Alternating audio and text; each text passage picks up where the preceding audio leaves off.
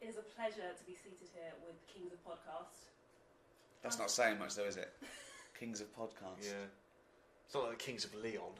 No. That would be cool. Or the King of France. Yeah, he's even better. Oh, it'd be great, wouldn't it? The King of France. Now, what's he like now? Is he still around? I don't know. Oh, they beheaded him, didn't they? Really? Yeah. That wouldn't be good then. Kings of Podcast is the best, isn't it? Audiobooks. You prefer that title, Kings of Audiobooks. Podcasts are free, we make nothing from podcasts. Let's get it right. And you've just had your back bedroom carpeted, haven't you? That's not Well, I'm about to tomorrow. He's rolling it now. He left his job and we were doing free podcasts and we had about, I don't know, 1 million downloads. And I think it was Steve that said, why don't we just charge £1, Rick? And we did charge £1. Yeah. Mm. And now what listeners do we get? We've had about 3 million sold and about 160 million free downloads. So still they want something for nothing. They still won't give us £1 for everyone. Yeah. Everyone loves a bit of freeness though, don't they? Yeah. Well, the British do. Which leads me nicely onto the guide to being English. English, yeah. To celebrate St George's Day, 23rd of April. Yeah. What do you think makes us English? What do you think defines us? Being born in England. Yeah. That's the main one, isn't it? Again, if you're the King of France, you'll have very little experience of being English. Yeah. Being born in England pretty much sums up being English. But this was very much something that we discuss on the audiobook, is what makes a person English, what defines your Englishness. We go from the trivial and superficial of what an Englishman looks like. I thought he was like a little stocky fella with no neck and a head like that. Whereas about sort of bald round. Can I go now? Because that's what I was here for, wasn't Sort of like a real sort of, you know, a little bulldog breed. Whereas Steve thinks of Hugh Grant. Always. Or a sort of James Bond figure. Who's someone I very much model myself on.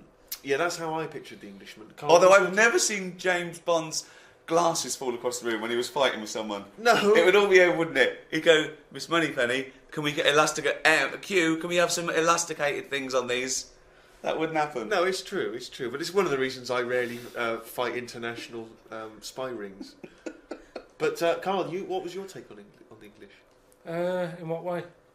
Anyway, right. Just answer any question. I don't know what it means to be English anymore. I don't know if I feel English. Look at the body language. What do you feel? Look at the body language. I feel more Polish. I don't know what that means. Just because whenever I walk past sort of builders and that who are Polish, they'll always sort of give me the nod. The look that I've got, I think I look more Polish than English. I think.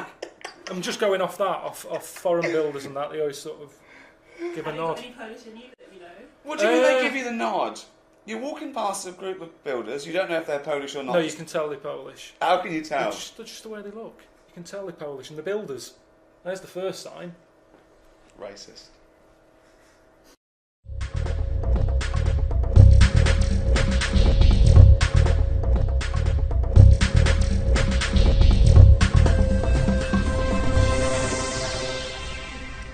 Karl. What?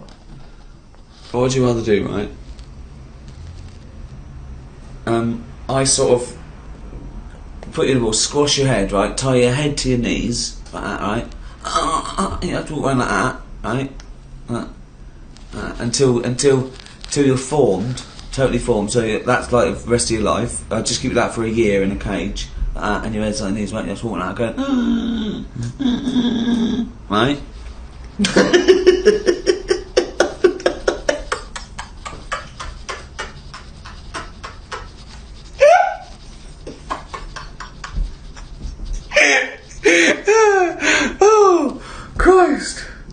Oh Christ! Or I do facial surgery on you, right? And you've got no face at all. I sew up your mouth and nose, right, and lines like that, right, and just fed with a tube in your stomach and a breathing equipment. So no eyes? Yeah, no eyes, no nose, no mouth, no nothing. I'll take your ears off, right? So you're deaf, dumb, blind. You're breathing through a little thing there. You're being fed straight into your stomach. And what's the problem with the head on the knees? Well, you're in pain. You can't use to walk like a crab everywhere. But I can still hear and see. Yeah. Love that one. Yeah. What would you do? What's the first thing you do when you get out of the cage? How long have I been in the cage for? A year. Just crying yourself to sleep every night. I'd call Suzanne, just warn her. What would you say? I'd just say, look, I'm coming home. Long story. Can you come and open the door?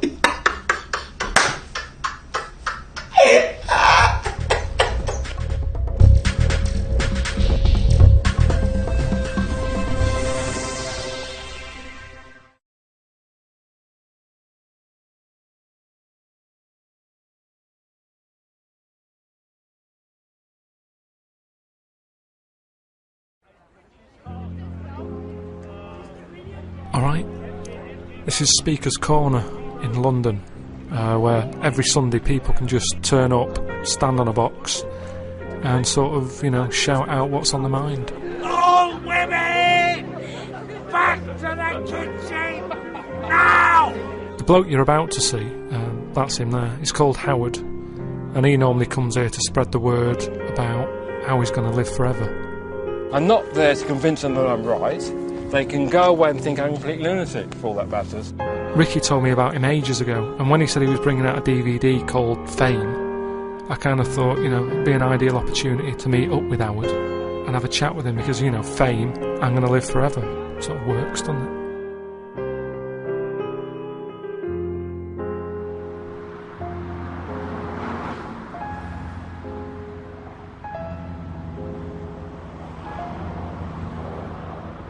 I met up with Howard at a park near his house one morning just before he was going off to Speaker's Corner. He started off by telling me how it all came about. Over a period of 16 years, from 1970 to 86, I discovered a process to stop the physical ageing process of the body. As I say, it took me about 16 years to work out. Now, what I discovered is that everybody's mind operates within a standard framework, and you go through the process of life everyone's familiar with. You physically age and die. Well, I found a way, over a period of 4 years, I say from 82 to 86, approximately, where it's possible to pull one's mind out of the standard framework into an alternative framework, and within that alternative framework, the physical body doesn't age. But have I got this as well, or is this just unique to you? It's unique to me, yes. So even though you're telling me I couldn't... No, there's certain laws operating in the universe that only allow one person to work it out, so it only applies to me, so it's not transferable. Because often people get disappointed, but they don't seem to realise that that is the situation.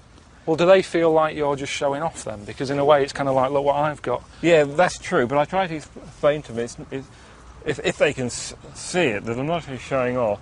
The position is that this is what my vocation is in life. And they say, and someone turns around and says, that's not fair. Well, let's look at it realistically. Is life fair? It isn't, is it? Not really. For everyone. No, not for everyone. It's not really fair. That's the situation. I can't alter the laws of the universe. So it's not my fault. It's not blaming me. Would that annoy you if there was someone? If I said, Howard, the reason I'm seeing you is because I've got the same thing? As far as I'm concerned, it's not possible. As I said, certain laws operating in the universe only allow one person to work it out. Of course, someone's going to ask me... But who's made that rule? Yeah, well, that's it. Well, that's where it stops. It's difficult to go into that. So, it's difficult to explain that.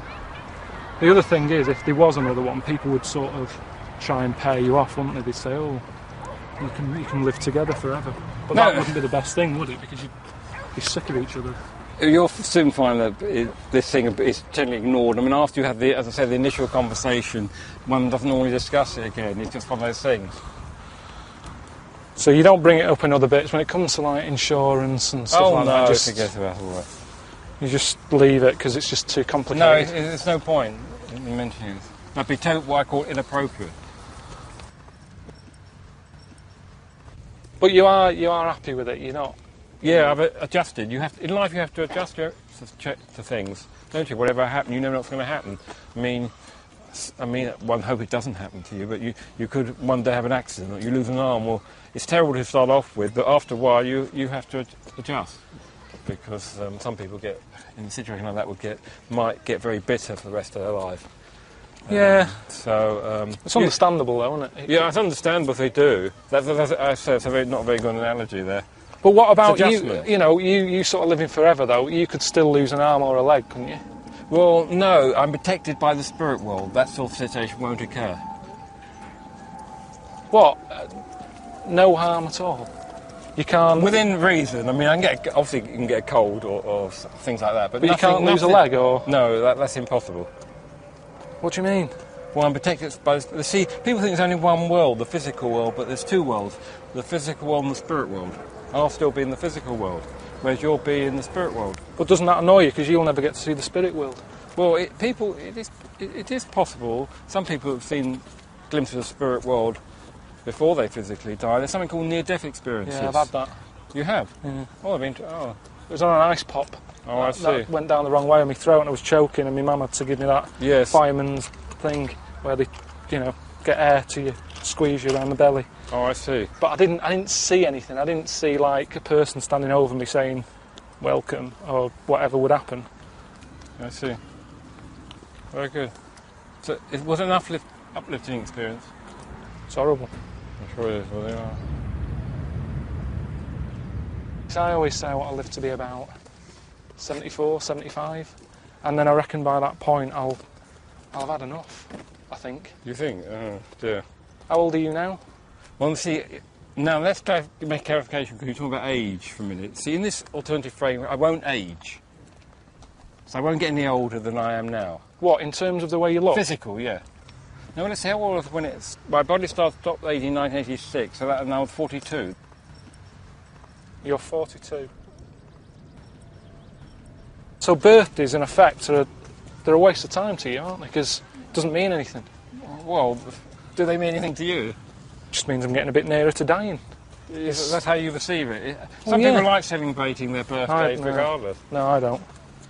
So what do you do for a birthday? I mean, is this sort of an in-joke with your friends? And No, it's just someone might send me a card and that's it. I mean, I'm not too concerned. No, but do they joke in it? It's like, here's another one. No. If I tell people about my vocation in life and they want proof, I normally don't give it because I'm not there to prove anything. I'm there, my mission is to tell people about it, anyone who's particularly interested. I'm not there to convince them that I'm right. They can go away and think I'm a complete lunatic for all that matters. I'm not worried. Do you think they'll start listening more when you're a lot older, because then they'll go, oh, he wasn't joking? They might make a joke later, but they might have died by the time, it doesn't really matter, does it? I mean... I don't know what matters. That's kind of... I just bumble along, that's what you do. You're born and you try and get on with it and you try and enjoy yourself. But everything, you see, everything in life normally comes to an end, doesn't it? So it's hard to get your head around. It's like when people say the universe goes on forever. You go, oh, don't talk about it. Well, so what? If it does, big deal, so what? Well... It doesn't affect you. No, but it's weird. You can't get your head around it, can you? Because everything's got a lifespan normally. Well, we all think everything has a beginning and an end. But most things do. Something, yeah, but... Tell me something else apart from you that is going to be on this planet forever. Well, there's the Earth, isn't there? Yeah, but it's always been turfed and that, isn't it? Yeah, well, that's about it. All you're doing is having a haircut. I'm talking about, like, something that lasts forever, that you don't have to do anything to. There's nothing. I don't think there's anything, to be quite frank. A tortoise, that is the only thing that you sort of think lives for ages. But even while I'm starting my trip on Mount Death tomorrow morning, or whatever it is, wasn't really worrying about it that much, and then it's just suddenly hit me. It's big. It's a big hill. I mean, it even looks high up on that lot. There's clouds by the side of it. And now you're giving me all this clobber. Hook shot. In case I need that, because it's high up. Bombshy. Never heard of that. Don't know what that does. Some sort of foodage. When I left home, that's what I brought, a bit of walnut. I thought a nice stroll, some chocolate, enjoy the view.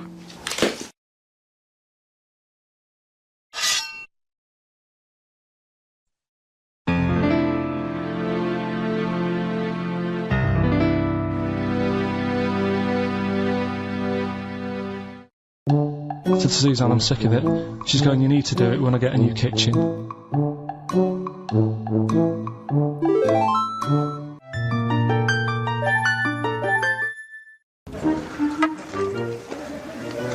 We're at the beginning now. Track's not that bad, is it? Pretty flat. A bit harder now, isn't it? Shit, it's not a hill, is it? It is a proper mountain. It's best not looking up. It's always best not knowing how far you've got to go or anything, really. Alright, boys. Thought I'd arrange a little break from the road. I know you're into your body popping and, you know, singing and little donkey and that when you were younger. So I thought you'd fit right in. Alright, boys. See you later. I'm shattered, do you know what I mean? And now I've got to turn into Lionel Blair. Just like that. Right. Get a load with this.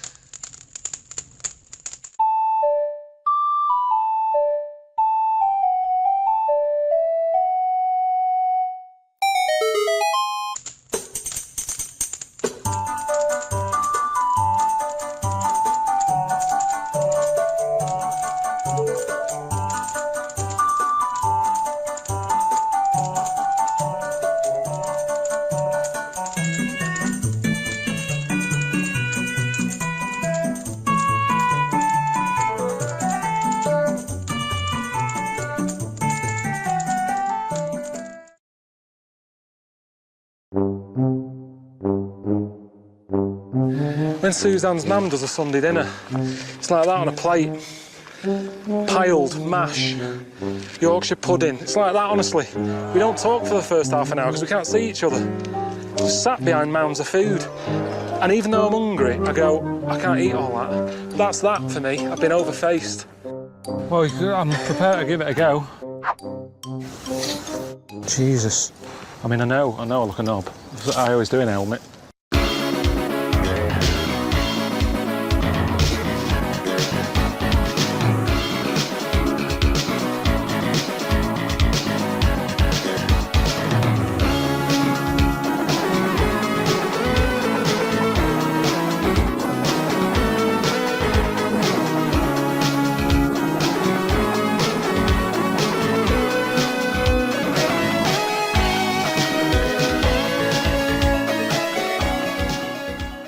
I wonder if it's these shoes. Biggest thing, second biggest thing on the planet. Yeah, there's a fact for you if you want it to look good. What's the biggest thing? Elephant, isn't it? Second, that's it is. Why do you question everything? I know some facts. Haven't you been whale watching on this series? I've always thought it'd be handy having a volcano close to hand. Just to get rid of, you know, old mattresses, old chest of drawers you don't want. It's a pain in the arse at home, isn't it, when you've got to call the council 25 quid a time. Chuck it in that big hole. I'd love that at home. Some sort of big burning hole that you just chuck stuff in. Is it good luck to throw anything in? You're not allowed? What's the point in having it then? Fucking hell. I'm not that happy being this close. Bloody hell. The size of that. What is that doing there? Right, that's hot now. That's mental. Picture on the when I was on the plane coming back from here, there was a picture of this new luxury hotel. It'll be, I think, $10,000 a night to stay there. It looked extraordinary. It was a hotel, and the best rooms were built under the water, under the sea. Wow. So it was the best hotel we've ever seen, but surrounded on all sides by glass, and out of it you could see the sea, the sharks, the fish. I don't think I'd like that. No? But that, again, that's just one of them hotels where it's over the top for over the top sake, isn't it? Like where they have 12-course meals. Well, just have 2 but make them bigger. Rather than dragging it out and there's the first course, you know, a couple of, you know, snails. Yeah, it's just for me all that is. Don't eat a snail. Don't have one snail. Eat one big tortoise. If you want slow food, don't have loads of little snails. Here, there's a giant tortoise. Tuck into that. Feeds 10. But it's what you were saying before. When you start having to take a risk with food, like the fish that can kill you if you eat it, don't bother. There's apparently a delicacy in Japan, again, someone could verify this, where they eat a live little octopus. And it can stick to your throat because it's obviously fighting for its life. I mean, good. Again, you don't need to eat a live octopus. What are you thinking? How cruel is that? well, how fresh do you need your food? It's not, do you know what I mean? But I always remember this story when I was a kid about some bloke who, a bit sad, this story, but weird. He had throat cancer, right? And his doctor said, carry on with your life, right? It's not going to be that good, but just carry on. But don't eat meat. And he was like, I love meat. He's like, yeah, but just don't, have your veg, plenty of vitamins and stuff, keep yourself strong, but don't be eating that anyway. He was fed up because he loved his meat, and his wife was feeling a bit sorry for him one day, and thought, I'm sick of him looking fed up and that, all he wants is some meat, for God's sake, give him some meat. So she goes to the butcher's, gets him a big piece of, steak and what have you. He can't believe it, he's like, oh, brilliant, cheers for that. Anyway, he's got the meat on his plate, just about to tuck in, and the cancer comes out from his throat. What? No, I know, it sounds really weird, but it's something that I was told about years ago when I was growing up. What are you talking about? It was just some bad illness, some cancer thing, and it was coming out waiting for the meat. It was sort of dying. Again, a lot of your medical knowledge is from the film Alien. So this guy with throat cancer, okay, as opposed to it being a disease of the cell. It was like a living... The alien. So it was the animal. It was the little animal cancer. That's why what are you talking about? Meat. He wasn't allowed to eat meat. So it's sitting there. So it's actually sitting there in the throat. I'll tell you what I'd have done if I'd have had some cancer in my throat. I'd go, there you go, rid of that. What are you talking about? So what happened? He choked to death on this thing, and the wife was like, "Oh, I shouldn't have given him the meat after all." Just that's a bollock story. It's all. There's loads of weird stuff like that. That happens in medical stuff. Well, the terrible thing is, if you got testicular cancer and you eat meat, your bollocks come out of your trousers, and they're all over the plate, and you have to be asked to leave the restaurant. The other thing that I was told when I was younger about medical stuff and that. Who's telling you this stuff? My mum told me about it.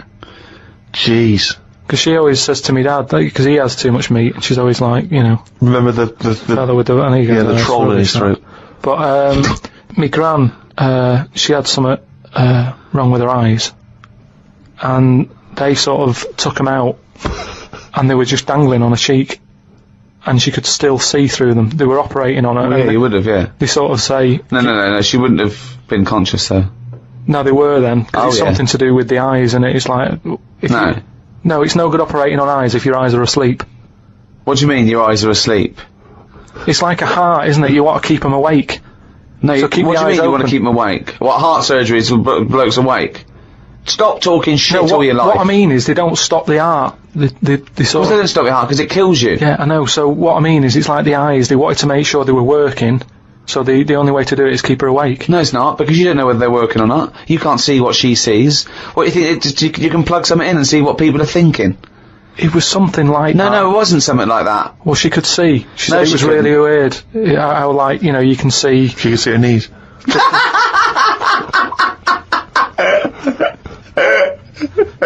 That is bollocks.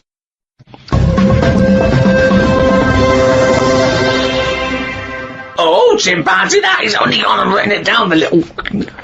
That's the jingle for Karl's diary, excerpts of which we read each week.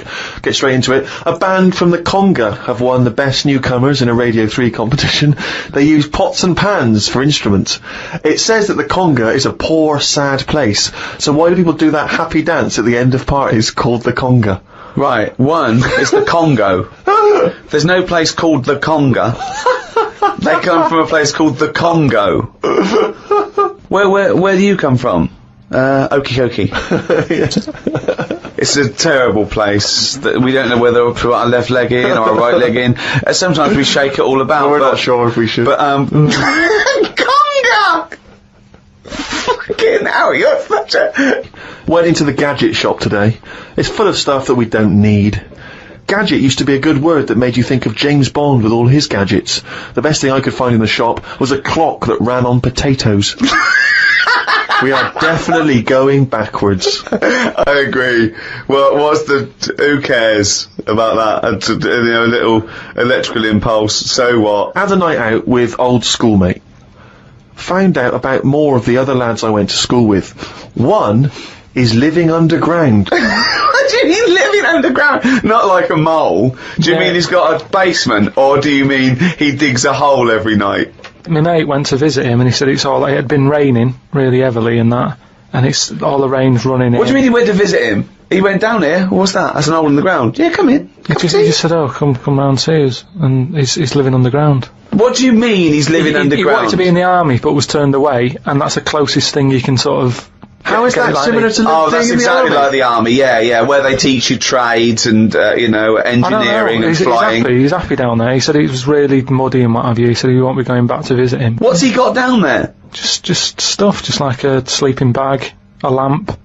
He's dug himself a subterranean cave. Near my old infant school, they knocked it down because it was like a wreck. You'd be in the class and you could lean on the wall. Yeah, and your hand would go through it and stuff. And they knocked it all down, and I think that's when he was at his most happy, this bloke. I believe this, though. I believe someone he went to school with now lives in a hole. That doesn't shock me. Whether the tales I've heard of horses in houses and big-headed kids with webbed hands and feet, and him, I believe that someone he went to school with now lives in a hole. That isn't bizarre to me. You spent far too long with him if that now you're just happy to accept. I totally accept that. I'd be surprised if I walked round where he lived that there weren't more people living in holes. His dad wanted to throw his budgie on the fire. True. His budgie died, his dad said, let's throw it on the fire. I mean, his mum, what did your mum do when your budgie died? She just was worried about the other bird that was left, so she made it a bit of company by getting a rock, getting a feather off the dead budgie, sticking it on the rock, putting it in the cage. So, a man living in a hole is not that bizarre. Right, carry on. I read me science magazine. Some things I learnt from the science magazine. Number 1, space is running out of space. We should stay out of the sea because shark attacks are up. Yeah, probably 4 a year now. Well, he just says here, we should just stop going in the sea. Yeah. There's no need for it. Exactly. Why is there no need for going in the sea? Just because there isn't now, is there? We've got loads of land. So just, one or the other. We walked out of the sea. Now, this is what I mean about going backwards. Getting back in it again. We came from the sea originally, now we're going back in it. Don't go in it. Unless you're in a boat. The rules, according to Karl Pilkington. The rules of Karl Pilkington. Oh, God. Did the podcast and then went for a walk round Manchester Square. Years ago, a woman lived round there who had a head like a pig. She was known as the Pig Woman of Manchester Square. That made me think if there were other pig-headed women knocking about London. Do you know what I mean? Why was she nicknamed that? Why not just the pig-headed woman? That suggests to me like there was loads of pig-headed women, and that's the one of Manchester Square. Right. Well, no, it was more to do with identifying her, not amongst other pig-headed women, but go, have you seen the pig woman of Manchester Square? I.e., go down there and see the pig woman, it's in Manchester Square. What happens if she's walked off from there, though, and you go, well, no, but I saw one on New Cavendish Street. No, well, she'll always come back if you rattle the feed. Watched a film about Hitler. Didn't watch all of it as it was subtitled. Can't be doing with that. Asked Suzanne if cinemas are full of deaf people when they're showing subtitled films. She said, shh, I'm trying to watch it. I said, what do you mean, shh? It's subtitled, I can make as much noise as I want. Yeah. She's a lucky, lucky woman. You must be a joy to watch a subtitled film. I mean, the concentration is up there already. I mean, it is hard to concentrate. It's not as easy as when you're hearing it, because, you read things, but, it's possible. If you had a buffoon going, I'm just going to sit here and make as much noise as I want, what's the point of that? Yeah. What is the point of that? I mean, it's possible, but why do that in a cinema? Just walk into a subtitled film and go, right, everybody, let's all do the conga. Well, yeah, or during ballet. Ballet, they're just dancing. You don't need to listen to the words, just have a conversation. We're having our bathroom done. The bathroom man was round at 9 this morning. We weren't allowed to use the shower because it all had to be bone dry before we could use his waterproof filler. Not that waterproof, then. Went for a brew with Ricky. We talked about monkeys and how they are closer to humans than they are to apes, and how bees will drink cider to get off their heads. Now and again there is a bee that lets the drinking get in the way of the work, and other bees sting it to death. Blimey. Yeah, well, there's bees. They love a drink, and they will drink pure alcohol. They drink 100%. They drink ethanol. You know, I don't know why. They love getting off it and they fall down and they're drunk, right? A bee can take in the equivalent of 20 litres of wine, right? But some bees get addicted in the same sort of percentage as human addiction, like 10% of bees, they can't get enough of it. They take ethanol, they take cider apples and that. And then when they get back to the hive, they go in a bit pissed and they've got guard bees and they go, come on, we've all had a drink. Bouncers. Yeah. They sort of are, right? And they push them away and they push them away again. Then the next time they go, right, I've had enough. And they give it a good hiding. And Karl couldn't get over this. I saw his face, but I knew that he was thinking of that bee with sort of like eyes rolling round his head, a little bit belligerent with his jacket on backwards. Yeah. You know, and the bouncer going, come on, son, we've all had a laugh. Let's move away, move away. You're not coming in, right? You're wearing trainers. Yeah, you know, you're wearing 3 pairs of trainers, and I'm sick of it, you know. But what I did find out, because I went home and went on the computer trying to find out about drunk bees knocking about, they're not actually meant to fly. It's only because they don't know. Fly. Well, no, but they're if they were told that you're not actually designed to fly, they wouldn't bother. No, this is that thing that goes around that aerodynamically, on the face of it, looking at the size of the wings and the body proportions and everything, that it's a surprise that they can fly. Okay, it's not that no one's ever told them they can't, and as soon as someone tells them you're not meant to fly, they all fall out of the sky going, oh, what are we doing? Like in a cartoon. No, but it's something about the confidence and that. At the moment, nobody's saying... There's nothing to do with the confidence. There is no such thing as confidence in bees. A bee never loses its nerve. That's not why it drinks. Because what are you drinking for? I'm just not confident anymore. There's no point to turn to the bottle. I can't go up there again. You're an idiot.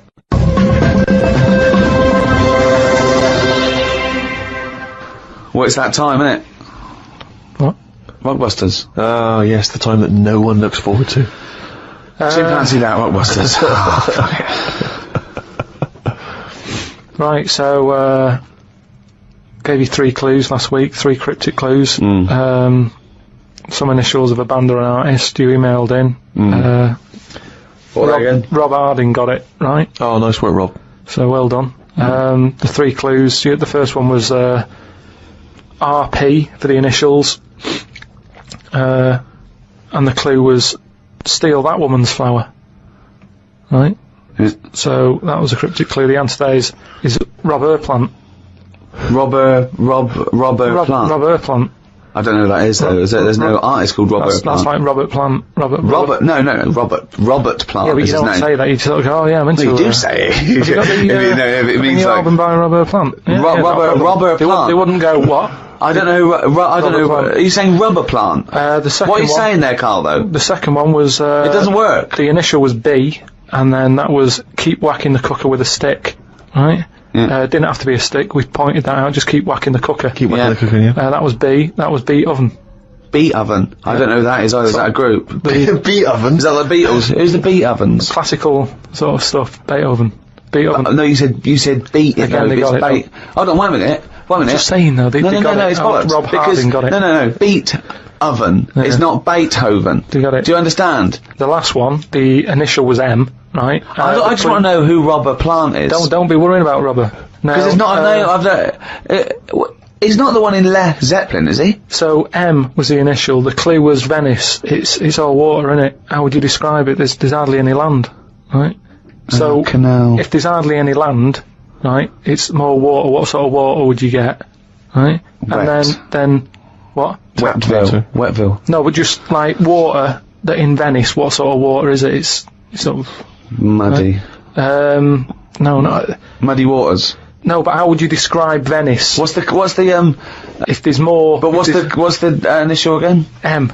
If there's more muddy waters. If there's more sea than land, what would you say? Would you say? You'd probably say there's sort of more of it is sea, isn't it? More is sea. More is sea. So that's the answer. I don't know that. Who is that? Morrissey. So well done to.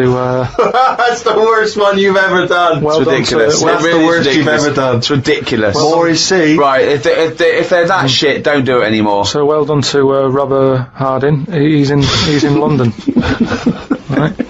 Right, this week's there's another 3. Oh so, God, we haven't even come to this week, so I forgot that. Fuck, this is the last time we do this. Monkey News back next week. No. Yeah, well, this is shit. This is pathetic. Really, it's making you look a bigger moron than you are. More is C. I didn't think that was possible. They don't fucking work. Let's do Monkey News. They're getting them right, though. It's a bit of fun, isn't it? Bit of shit. Right, the first one, the initials ND. Right, ND. Who is it? Sing songs and that. Right, ND. The clue, that Jamaican fella doesn't want anything. So you've got to sort of imagine, oh, why is it a Jamaican fella? Yeah. Right? That Jamaican fella doesn't want anything. ND. Second one, the initial is E. I ask him to pass me the ball by using their head. Right? It's a band or an artist again. I ask him to pass me the ball by using their head. And the last one, TR, the initials, TR. He's got the woolly ones, but I've got the ones that run and charge at you. What I forgot? What? He's got the woolly ones, but I've got the ones that run and charge at you. So what I forgot? And what's the... TR for the initials, right? Email in podcast@rickygervais.com. We just pick a winner, sing you some stuff. It's Rockbusters. Right? Well, that's end of another half hour of... Could I just say this? Absolute drivel. Yeah, I mean, really more than ever. I mean... can I be honest with you now, Rick? I'm embarrassed to put my name to this week's show because of the amount of twaddle there's been spoken. It's my name on it, which is the embarrassing. But you know, let's take the village idiot that is Karl Pilkington. It's his fault because I realised not only has he got an head like an orange, he's got a fucking IQ of an orange. So it's goodbye from me. I'm not saying my name. Goodbye from Steve Merchant. Why are you mentioning my name? Don't mention my name. But mostly goodbye from Karl Pilkington. Mainly his fault.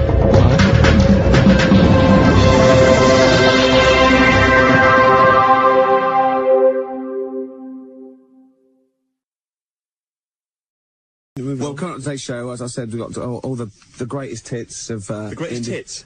No, you see... No, that is what you said. Now, I was going to say that there'll be no swearing on today's show. There was a lot... No, there's going to be none at all. No profanity or filth or anything like that on today's show. What? There was too much last week and it's got to be stopped, seriously. What, the boss, was it? Is he really nobbling you? No, higher authority than him.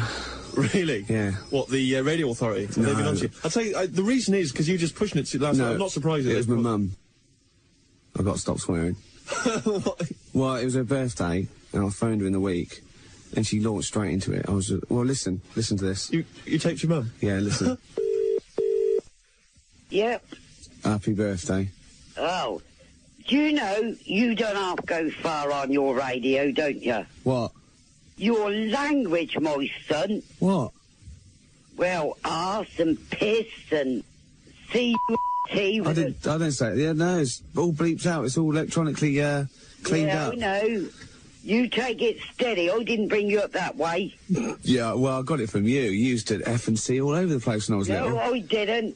We used to come in with a bottle of gin in one hand and a cigar in the other. You lying, kid. Yeah, no. Yeah. From a bingo, right? You used to come in with a vicar. Yeah. Nicky's sherry. You used to come in, effing and blinding. You know, I'm 5 years old. How am I meant to be? You lying toad. You lying toad. How old are you? 73. 73. And I used to correct you in every way you spoke. Yeah. You didn't learn a lot. You got a real old Berkshire accent. Well, yeah, I wonder where that came from. And that other bloke, tell him your handle is Ricky. Why? What's the matter? And it's not Gervais, it's Gervais.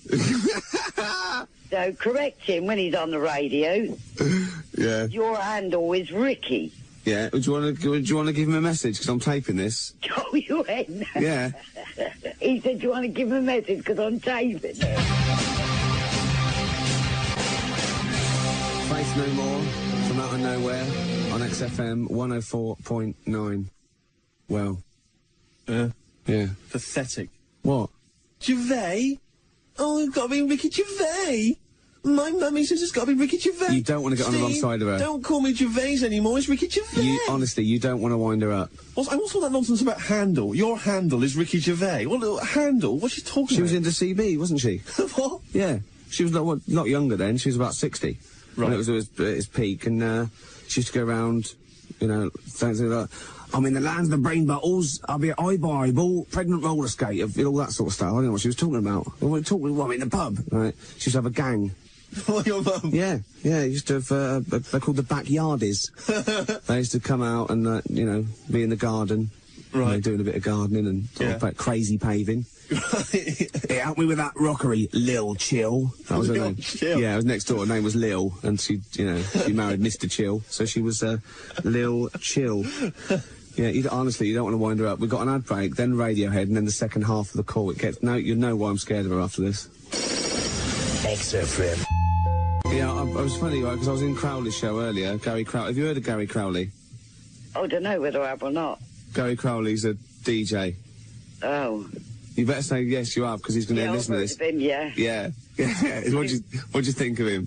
Not bad. Oh. But listen, we've taped all your last 3 weeks. I'm just going to send it to Larry today. Yeah. For him to hear. Good. You go careful. You do not go near the bone. I bet you can't wait. You don't believe I'm going to play this, do you? Not if there's any swearing on there, you better not. Well, you wouldn't swear, would you? No. I never taught you to swear anyway. I used to correct you in everything you said and done. Yeah. Even to the teas in the water. You remember? And the teas in the butter. You've never had water? No. Unless it's mixed in with beer? No. Remember when you taught me to do the dustman's blow when you hold one nostril and blow it all out the others? You filthy animal. You taught me that. I did not. You used to come in and you used to, if I was naughty, you used to gob at me. Ian, I'm talking filthy. You know I couldn't do that because things like that makes me sick anyway. Yeah. I can't wait to play this on Sunday. No, and I won't wait to get up there and get you. Do us an ident. Say, Ricky Gervais is my son on XFM. Ricky Gervais is my son on XFM. 104.9. 104.9? Yeah. That's it. I think that's a nice Berkshire accent. Yeah. Yeah. Right, okay then, 73. Yeah, don't tell everybody. They all want to join in. Yeah. Alright then, well I'll, Right. 73. And you go careful what you're saying. Alright then. Right. See you later. Cheerio. Bye. So, no swearing, Steve, yeah? I can't believe you're scared of your mum. I'm not scared of my mum. You're scared of your mum. And you said I was drinking last night on the show. Last time. I wasn't. No, you weren't. Well, you might not have been drinking. You were smoking. Oh, she knows I don't smoke. Well, no, she knows you don't smoke cigarettes. You don't know her, Steve. Hey, and what about does she know about the steroids? Hey, I mean, how do you explain that physique when you go around to see her? She just thinks I work out a lot. Well, it just seems to me, Gervais, that, no swearing on the Ricky Gervais Show. I mean, that's what's made our name. That's our bread and butter. Yeah. I mean... Butter, it is. There's 2 T's in butter. It just seems to me, Gervais, that you're compromising the show. You're compromising the show. I wouldn't compromise the show just when my mum's listening. It's Kenny Rogers.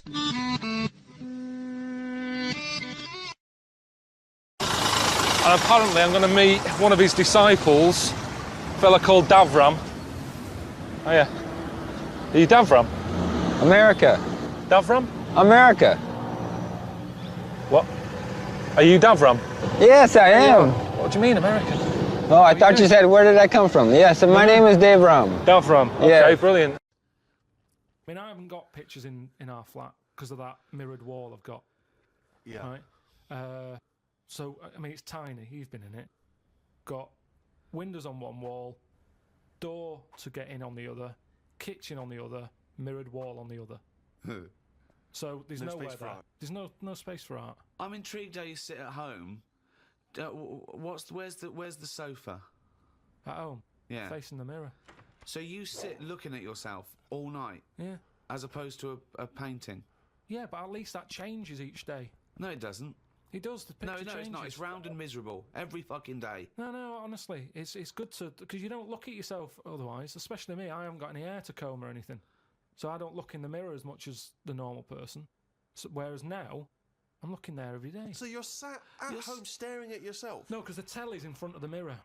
But are you not distracted by yourself? Yeah, you do. When the adverts are on, you look up, and if Suzanne's sat next to me, I tend to talk to her through the mirror. What do you mean? So why don't you look at her when you talk to her? Well, you don't have to turn your neck or anything. There's no neck usage going on. I can just look forward. I look at the telly, lift the eyes up, look in the mirror, look at me, look at her. What does she do? Look back we're at you in the used to mirror. it. There's nothing wrong with that. It's like there's more people in the room in a way. It's like, And they're further away. there's nothing odd about that. Why wouldn't you use... It doesn't matter. Your Sorry, eyes, remember, your why eyes wouldn't are you still... talk to your girlfriend via a mirror all the time? Is that your question? Well, no, I think it's quite normal. If your head is facing a mirror where you can see everything in that room, remember, it's a small flat, I can see everything that's going on in there without moving my head. Stephen Hawking would be well happy. So I can look forward, she's sat next to me. If I'm watching the telly, I can say something. Now, she's getting the sound from me still because she's sat close. Yeah. But yeah, we're further away, but things look better from a distance anyway. So that's how you managed to keep this relationship alive? Maybe. You're such an odd little man. But no, it's not odd. You see, there was a woman on the estate who did use... have I told you about Miss Peggy before? No. It rings a bell. Go on. I think I told you ages ago. It's this fat woman who used to be on the estate. She had a 3-wheeler bike. And her husband... Push bike, pedal bike? Yeah, like a tricycle thing, but a big one. Right. She used to sit her husband in the basket in the back. Cycle about, what have you. Yeah. She was known as Miss Piggy. Anyway. Oh, is this the one that she used to beat him up so your dad pretended to be a policeman? Yeah, that's it. Anyway, well, the way she used to communicate, she used to always go in quick save and nick biscuits. And if anyone went up to her to say, stop nicking the biscuits, she'd pull out like a little mirror out of a bag and she'd look in it, but talk to you via the mirror. Oh, man. What? So she was insane. It's weird, isn't it? It was really weird. Like it used to scare me. It's like a Salvador Dali painting. you exist in there. Yeah. It's really, really So weird. hang on. So she used to talk to people through the mirror because she was mental. I couldn't sit, watch the telly, and look at me watching the telly in the mirror all night. No. That's no. weird. That would be really weird. It's really weird, Carl.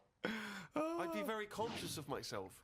No, I Conscious of the think way it gives you confidence and that. And if you are Gives you sort of... confidence? Well, yeah, because you're seeing yourself more and you pick up what habits you do and stuff like that. So what have you changed through your viewing of yourself? I sort of grew a beard the other week, just something different to look at for a bit. And then you get sick of that. It's like a piece of art. Change that, have a bit of a shave. Can you see the back of the telly in the mirror? A little bit, yeah. If the flat's a mess, it's a mess twice. Oh, God. Oh.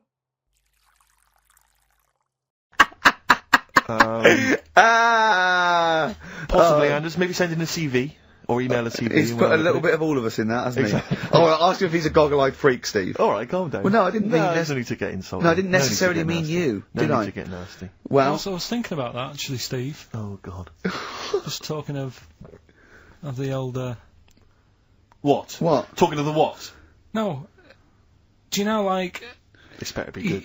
No, you don't have that many girlfriends and that. What do you mean?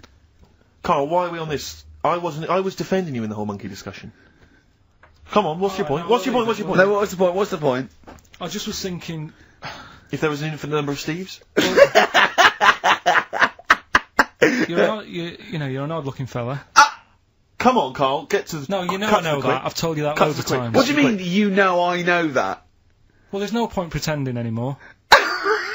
Steve, I'm flabbergasted. But also, you don't like spending money, right? He's mean and weird looking. Valentine's Day. I'm gonna... Oh. Are you sort of... you know... You've got to love him though, haven't you? What are you happier with? The fact that no girls like you enough, right? This is really mental. Or are you happy because you don't have to spend any money on a card for someone? A little from column A, a little from column B. Right, let's have more monkey news. What have we got? No, we've got so much to get into this show. Insults. We don't stupidity. need the insults. I think we've got enough. We don't need the insults. Yeah, there's no more insults. No more What insults. angers me with Carl is you know he's been planning that. No, I haven't. I was thinking about it on the way in because Valentine's Day is coming up and I'm not a big fan of it. Right? Condoms? You bought your girlfriend a box of condoms for Christmas. I don't think you can have a go at me. To be fair.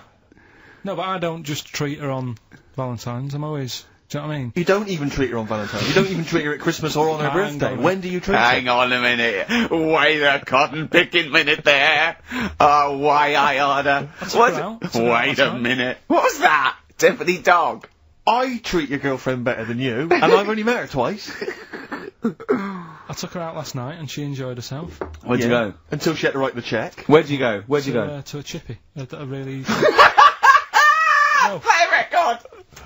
To a chippy? No, a really quality one. Right. Oh, God! Under a fiver for 2 Oh, nice wrapping. Not newspaper, greaseproof paper. And bread.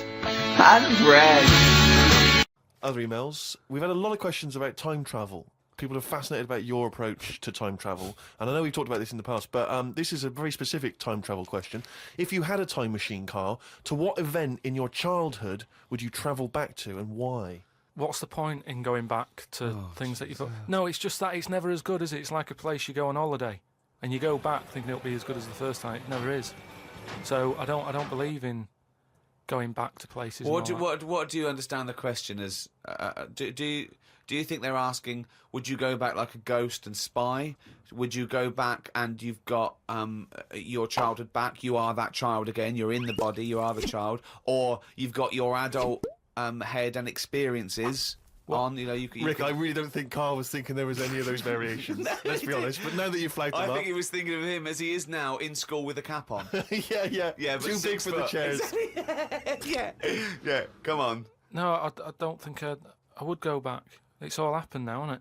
Yeah, but it's an email for our own amusement. Well, okay. Choose an event. Okay, forget the time travel thing. No, hang on. I think let's clarify one of Ricky's points. What if you could go back and you could live that moment again? How would you do it differently? There's been times where I've gone, oh, that was a bit out of order or whatever. But then you learn from your mistakes, don't you? So I don't want to go back and change stuff, because it's like that thing that they go on about, innit, where they blame the butterfly on an earthquake. You know, it's going to happen. If it wasn't that butterfly, it's another one. So why pass the buck, is what I'm saying. So you've got no regrets. There's nothing in your past you'd want to change or do differently? What about if you went back and you spied like a ghost on something? You couldn't change anything, but you could have a look at someone and just sort of look like like Ebenezer Scrooge does, the Ghost of Christmas Past. He goes back and he's sort of like looking at himself dancing and stuff.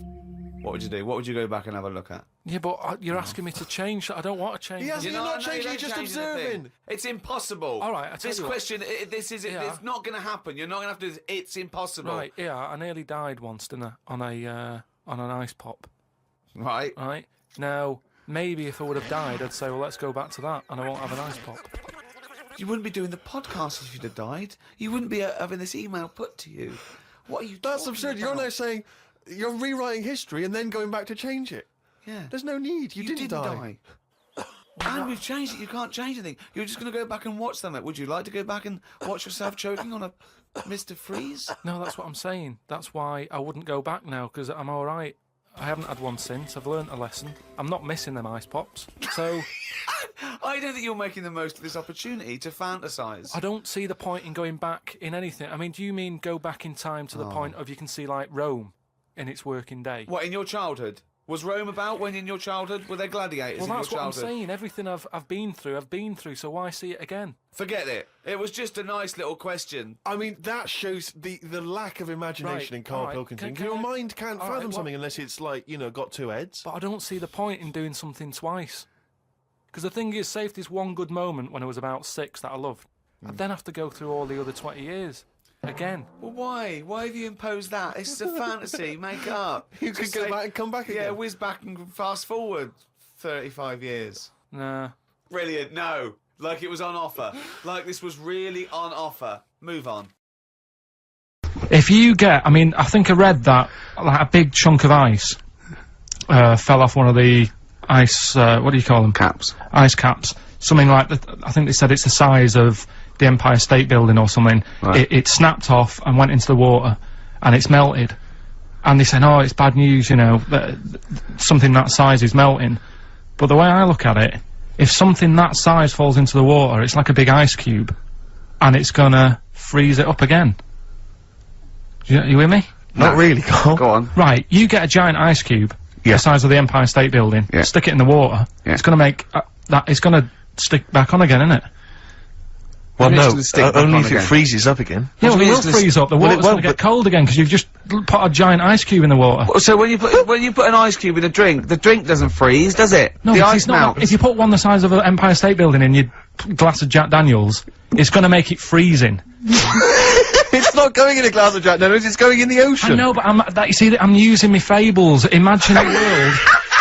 Use your brain instead! This is a bit of a bigger issue. We're always making more and more stuff, right? In the world, you know, big buildings, big planes, big boats, and that. Will we ever get to a point where all this is too heavy for the world to handle? Right, what error has he made there, Steve? What physical, scientific error has he made there with that question? I can't begin to explain it. Carl, we're not getting the rocks from other planets. It's already here. It's like having a big pile of books in a room and then moving them over to the other side of the room and build a thing going, oh, can the room take it? I'm building a lot of things out of these books. What about plastic? Where's that come from? Other chemicals that existed on the planet. Yeah. Do you see the point? Hang on a minute, though. What about a little tree? You plant that as an acorn, it grows, Rick. That's bigger, that's more stuff. Yeah. Don't listen to him, Carl. He's patronising What you. about acorns and that, though? Right, they grow from minerals and proteins already in our atmosphere or in our, the mass of Earth. What about a cat, Carl? Right, you get it, it's a very tiny kitten, but it grows up and it's bigger. Carl, he's doing it on purpose. Elephants. They're very small to begin with, but they get bigger and bigger and bigger, and so they get heavier and heavier. Mind you, dinosaurs have gone. You know, but you... but you know, these are milestones in human evolution. The opposable, the forward-facing eyes, the upright. These are massive things in taking us out of the animal kingdom. and one day, Carl, you'll walk upright. But what do you mean about eyes facing forward? You mean before we got here, there was people whose eyes were looking in their head? I don't understand. Is that what you mean? No, because when we got sort of binocular vision. Do you know Anne Frank?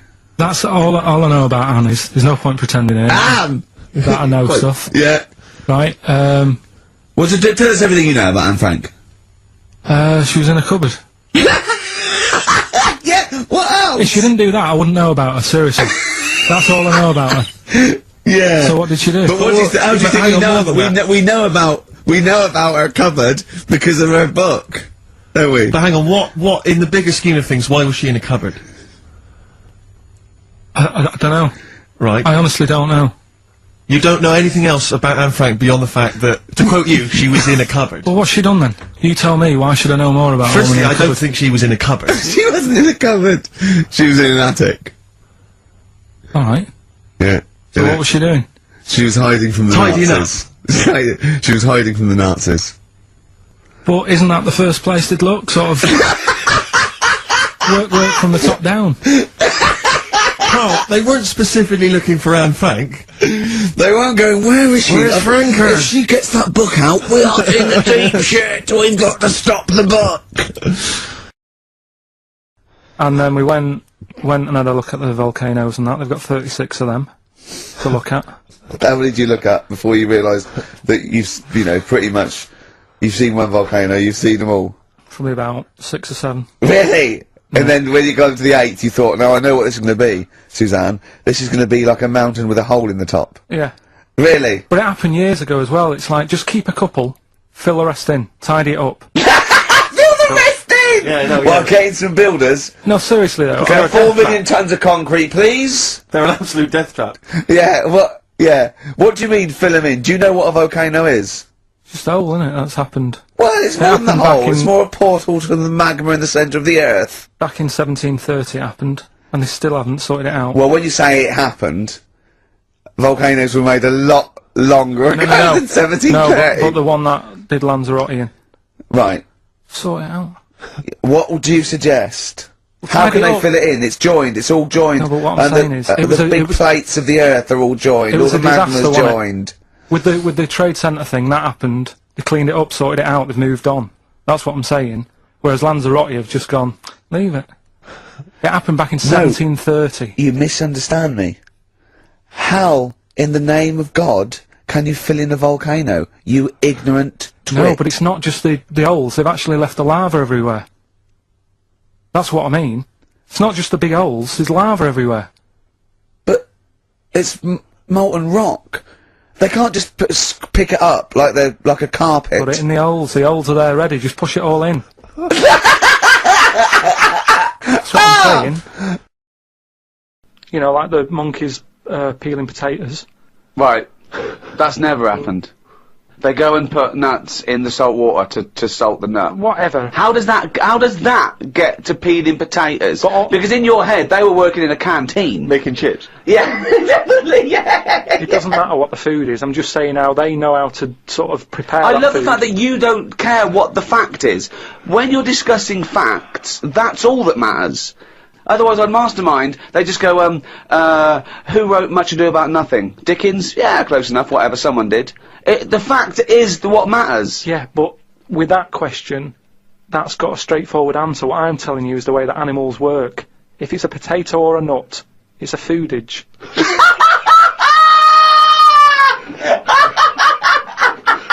And once again, I return you to my question as before. What's your point? What point were you making?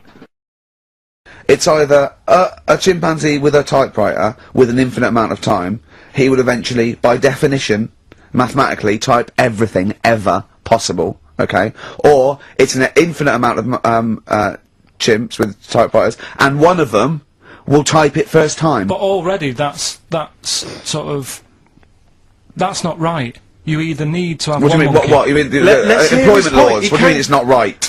Let's hear him out, please. If it's one monkey, yeah, with a typewriter that's got loads of ink in it and that, right? At least it knows what it's done in the past.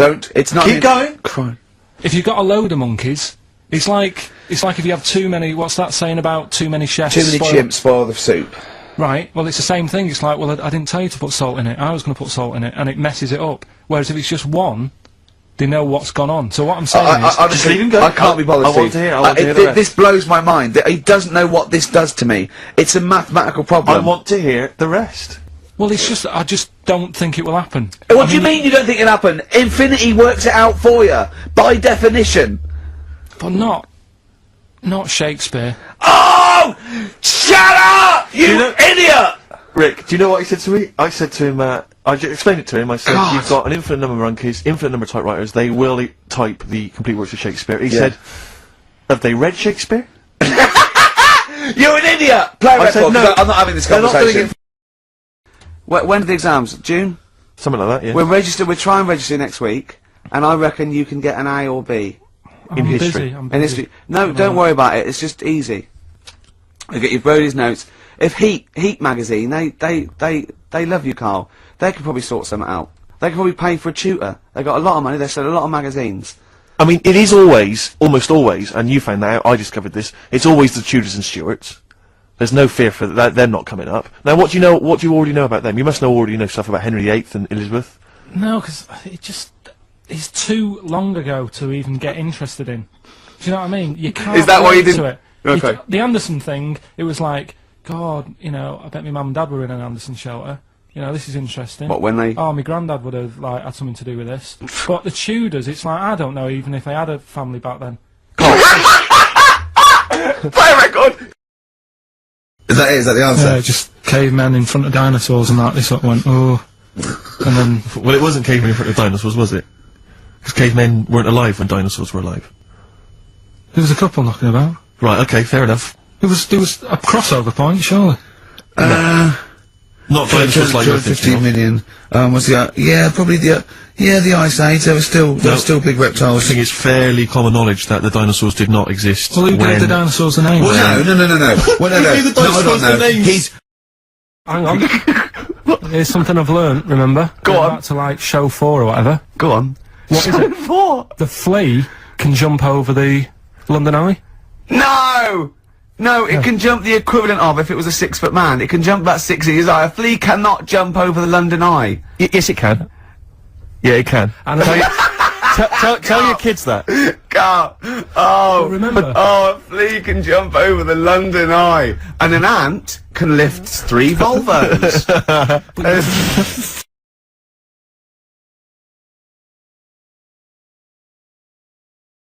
It's too easy.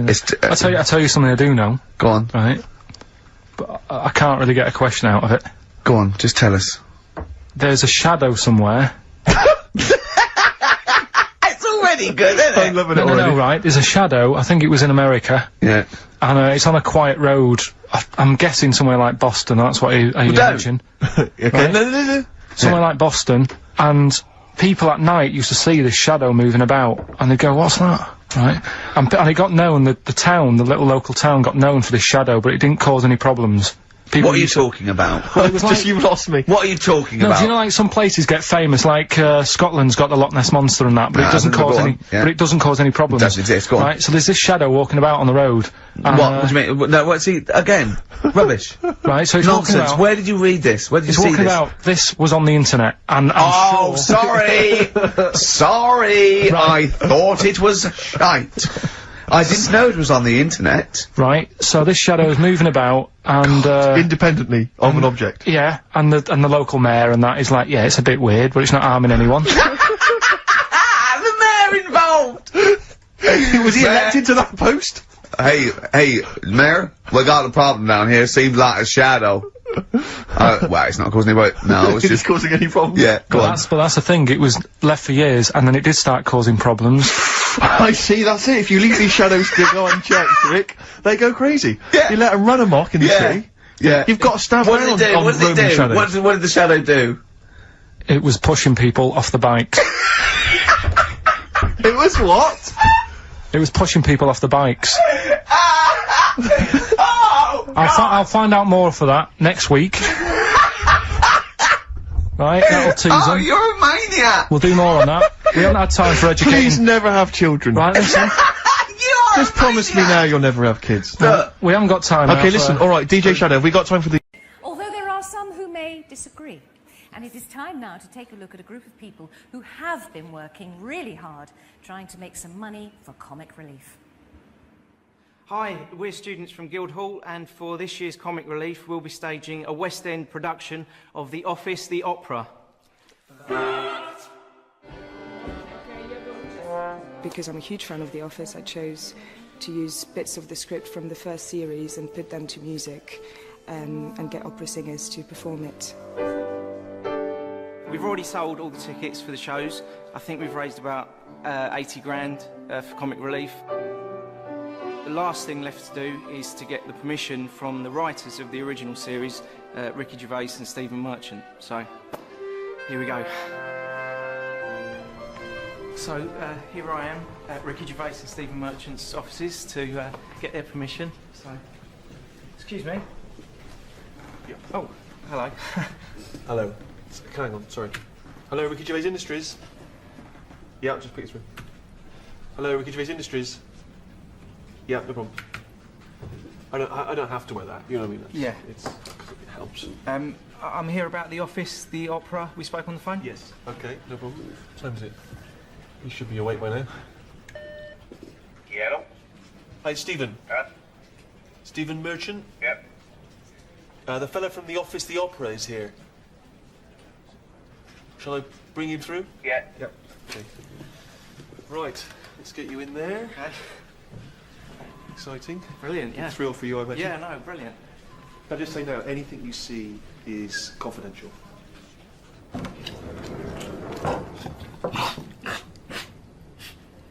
The fella from The Office, the opera is here.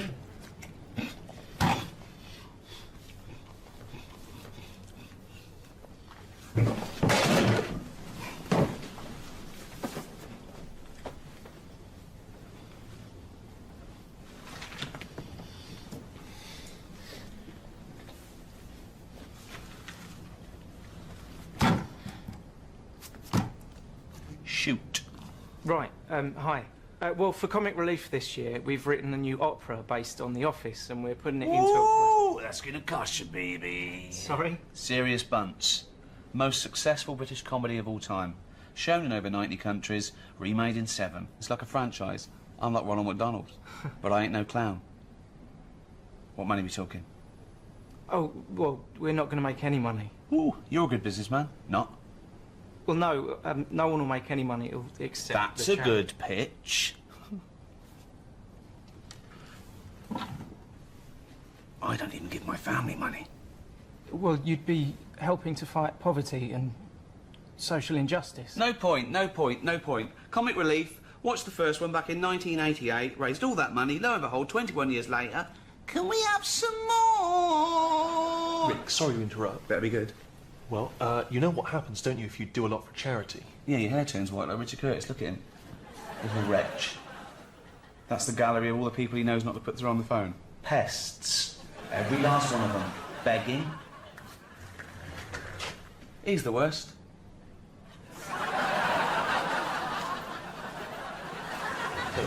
Rick, if you do a lot for charity, you can end up with a knighthood. Knighthood? Yeah? Does that sell more DVDs? 7 million worldwide. Or does it get you more awards? Well, it is an award. Keep talking. I mean, it's really the top award, isn't it? Have I got one? No. I haven't got a knighthood? No. Seems a bit weird, with all the awards I've won. 82. How'd you get one of them? The Queen gives it to you. Call her. Well, I can't call the Queen. Offer her part in extras. We're not doing any more extras. Got out when we're on top, same as The Office.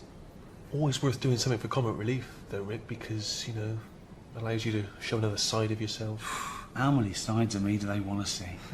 At least one more would be good. I mean, I think you're a versatile actor. I am. I'm a huge fan. But what do you say to that small group of critics, tiny group of critics, who say you're not a great actor at all in any way, because David Brent, for instance, is not a great creation, because you basically are David Brent. What do you say to them? He sat back in his chair, pondering the aforementioned slanderers. To wit, vis-a-vis, am I or am I not, like my brilliant comic creation, David Brent, entering my self versus ongoing fictional personality dichotomy? I would say no, I'm not. So what? It's a brilliant argument, but I suppose what they would say is David Brent, he's from Slough, very near Reading, where you were actually born in real life, which means you sort of do the Reading accent. Brilliantly. And then remember Andy Millman in Extras? Yeah. He's from Wokingham, also in the Reading area. And Ghost Town, that film set in New York that you did? Weirdly, you play an Englishman who also appears to be from the Reading area. Yeah. Yeah, no one does the Reading accent like me, except everyone else in Reading. But what if we go down and see the production, and if you like it, then you can give it your blessing, and off they go? So, they want to see another side of me, do they? Versatile actor. You seen the film Gladiator? Yeah. On my command, unleash hell. Did you just do that in the Reading accent? Yeah, I can do it in any film or TV series you give me. So, if I'm like David Brent, sue me. You're not even wearing a tie. You never know what you're going to get. Versatile.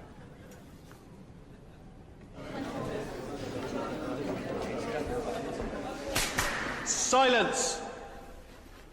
Please welcome Ricky Gervais.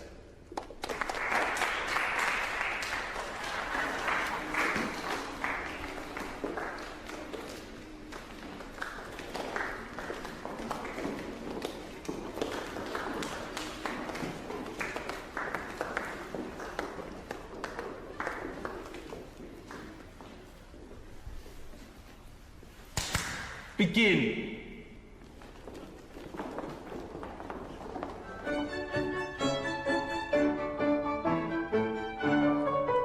People say I'm the best boss they know. Oh, you're such a laugh.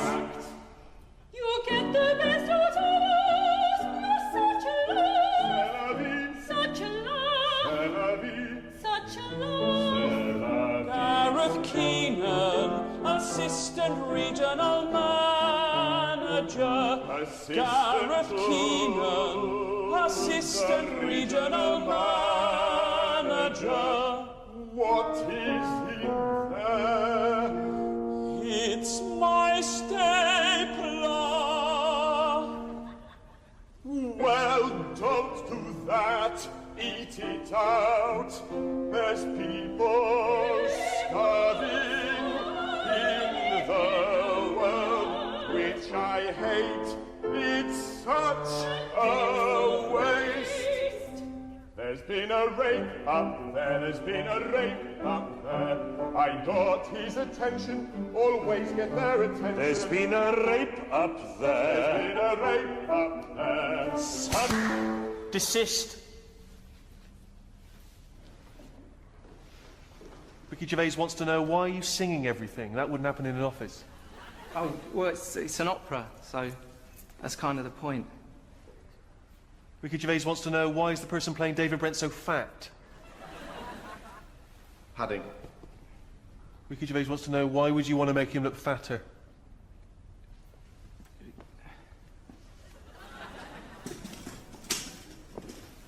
Ricky Gervais says, why is he not playing the role of David Brent? He's not part of the group. He's a stagehand. He can't even sing. Ricky Gervais says the deal is off. He does not like your attitude, and if you continue this farce, his lawyers will rip you a new a-hole. Did he say a-hole? No, I've cleaned it up.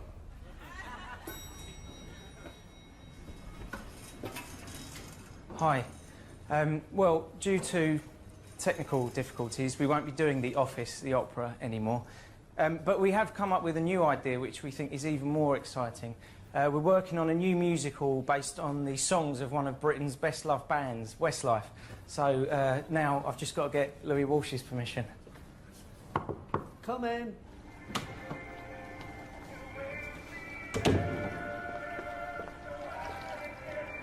So you need my help? Ooh.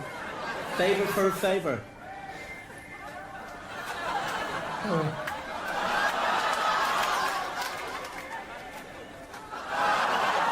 Fantastic physique. Yeah, but they're just paintings. Yeah, paintings of my fantastic physique. Room for a small one? Oh, God. Oh. Don't bother, it only opens from the outside. Oh, don't get up. Oh, Mum. You raise me up.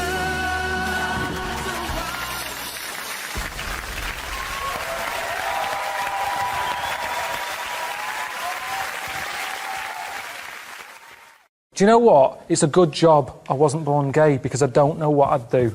Why not? If you're gay, you'll be loving it, won't you? I wouldn't. Yeah. I don't think I'm suited to it. Why?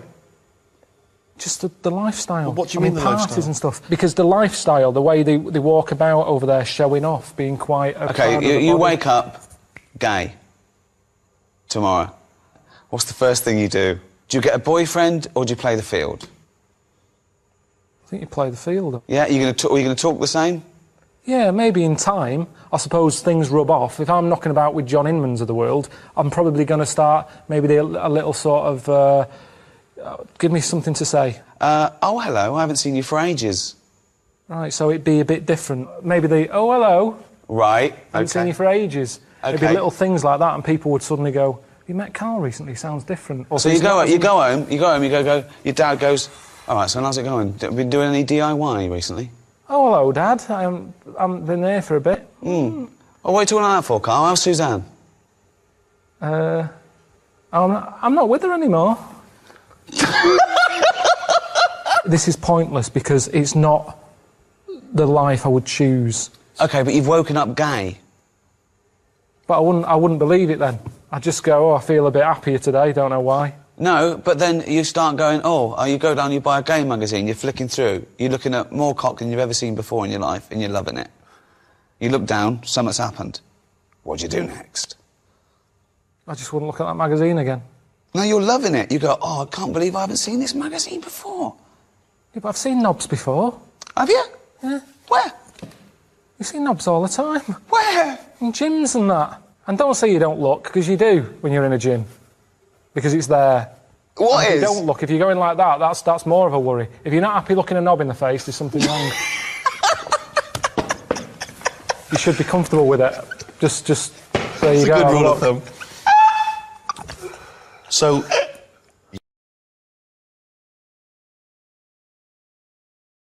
Hello, I'm Ricky Gervais. I'm here in London, in my office, but I'm not writing another award-winning series. No, I'm chilling out with my friend. Look who it is. It's only Elmo. Hi, everybody. Hey. Thank you. Thank you. Throw money. That's a little joke. Well, Elmo, I've invited you... I'm little low. Can you put them up on the couch? Do you want that? There you go. Okay, thank you. You alright? Yeah, I was good. I was so happy to see you here. And I was so happy to be in London, too. Well, last time we met, we were in New York, weren't we? On Sesame Street. Where I'm live, yeah. Where you live, and it was a great pleasure. I actually cited meeting you as the highlight of my career. Really? I'm gonna feel sorry for you, Mr. Gervais. I don't get out enough, do I? No. Now, Elmo, it was... Something there. You know they're my pyjamas. Really? You work in your pajamas? Well, you were in your pyjamas Boy, you last time. must be really important. Exactly. You can wear whatever you want to wear. I know. I can do what I want here. It's my office. This is my town. And when I was there, I noticed that you were surrounding yourself with, like, weird things. Little monsters and strange... Oh, Mr. Gervais, we don't call them weird. No, but... They're family. But they're not sort of normal, are they, really? Well, no. They're all different shapes and sizes, and colours, funny voices and that. But I've got a little surprise for you. Because I've got my own little weird friend that I think you should meet, that I think you'll get on with. Really? It's only Warwick Davis.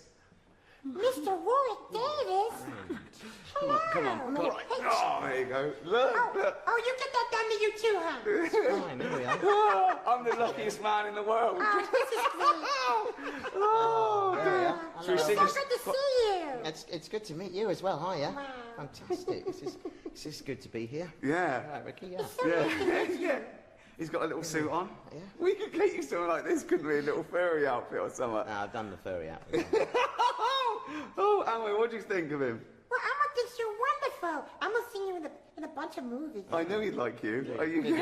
Yeah. I knew they'd get along. It's so good to meet you. Look at this. There we I are. can't believe like that. Together, all Oh, together. God. Good. Oh. Hey, Mr. Ward, will you come to Sesame Street? Oh, I'd love to see No, that. very much You like put him in a little yeah, dustbin or something. No, and I'd he- have to be in a little... a little pop-up, a little dustbin. I'll And you'd get to meet, like, interesting people, because I had big guests on there. And they go, look, do you want to meet Elmo? Yeah, hello, Elmo. And they go, do you want to meet Grover? Yeah, hello, Grover. Look who's in the bucket. It's Warwick Davis. Oh, yeah. It's Warwick Davis in the bucket. We love Warwick Davis in the bucket. Oh, God. Oh. Boy, this is such a wonderful surprise, Mr. Gervais. I know. See? Thanks for bringing Mr. Warwick. You can't keep him, though, because he's got to go back to... where do you live? I live in a house. Oh, I'd love to see that little house. It's not little, you imagine it. Oh, God. Oh. Say goodbye, everyone. Say goodbye. Bye. Say goodbye. It's so nice to meet you, Mr. Yeah, it's nice to meet you. We'll Mr. chat Warwick. later. Yeah, kiss him if you want. Don't you? Go on. Kiss him.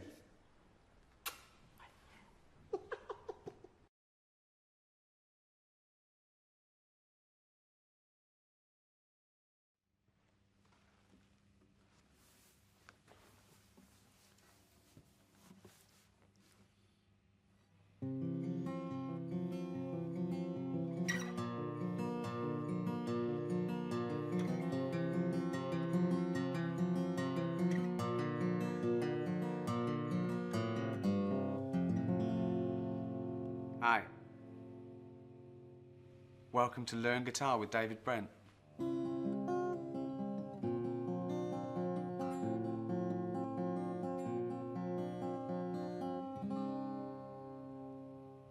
This week, we are going to warm things up a little. This is out there. This is a proper rock-a-doodle dandy, this one. It's a little bit naughty. You know, the internet. Let's say adult themed. There are a few rude words. No, come on. We're all grown up. Although if you have got any young children nearby, please discreetly take them out of the room now. If they're yours. If they are your children only, obviously.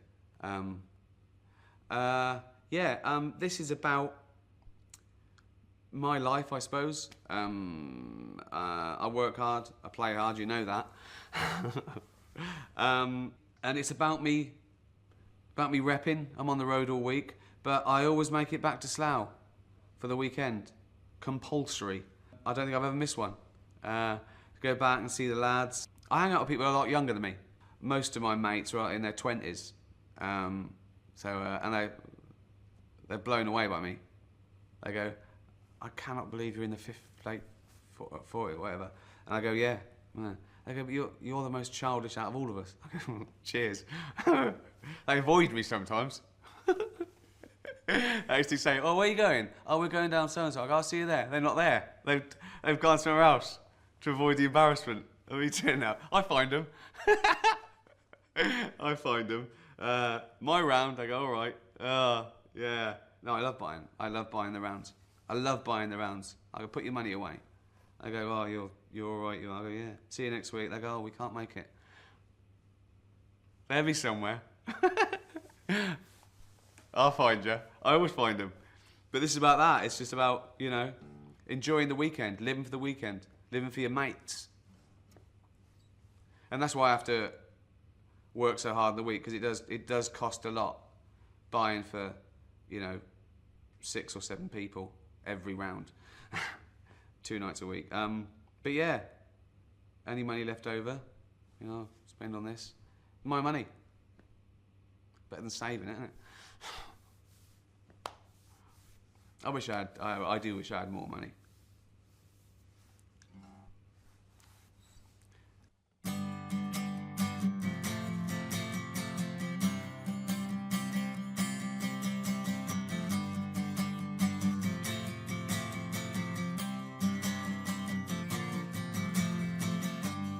I work so hard just to pay my bills. I play even harder, yeah, life kills. Now I'm burning rubber on the M25. Got a crazy weekend, some won't make it out alive. 'Cause this is my day. Thank fuck it's Friday. Yeah, this is my day. Thank fuck it's Friday. I wake up Sunday feeling Saturday pain. Try and clean up 5 white shirts on the road again. A weekend cheap motels, yeah, I'm earning my bread.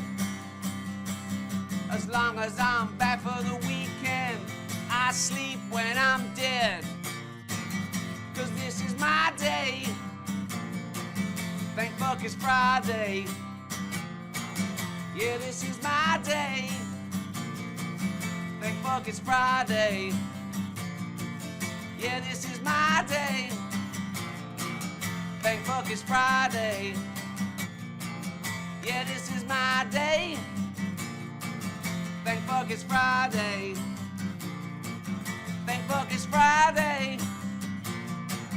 Thank fuck it's Friday. Thank fuck it's Friday. Thank fuck it's Friday.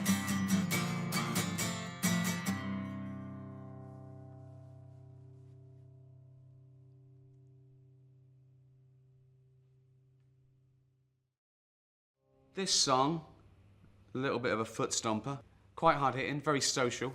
I like to sing about issues. Bringing up baby on your own is tough. Working 2 jobs just to earn enough. Yeah, she could have been an actress, she could have been a star, but she went too far in the back of a car. See your head a little bit. We want to get the noise, the microphone there. Right, ready? Hold on. Good. So you're just doing it? Hold on. Now, it's in position. What if it... oh.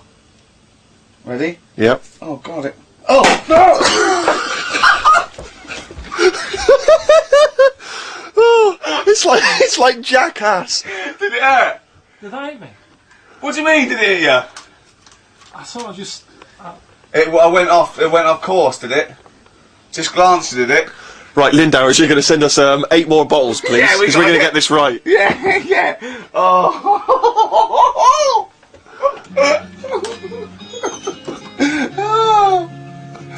Last week, after your nervous breakdown, you went to Hastings. Yeah. Can I ask, why the hell did you go to Hastings? It's so arbitrary. What do you mean? Why go to Hastings? You got someone arbitrary.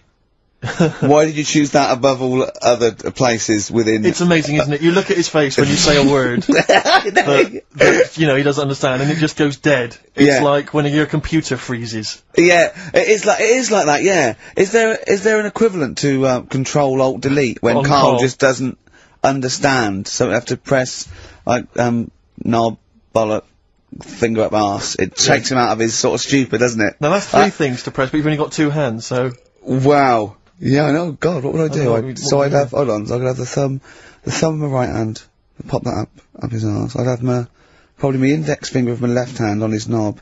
How would I press his testicles? What would I use? I'd have to use some other part. Shall we try it? Yeah, let's go around there. Let's come on. What? So this thing is time you have a little kiss. So welcome. I've already had a little, What happened, Karl? He loves it. I'm just gonna give you a little kiss. Just for the webcam. Right, hurry up then. Alright, on the lips? No, not on. Come on.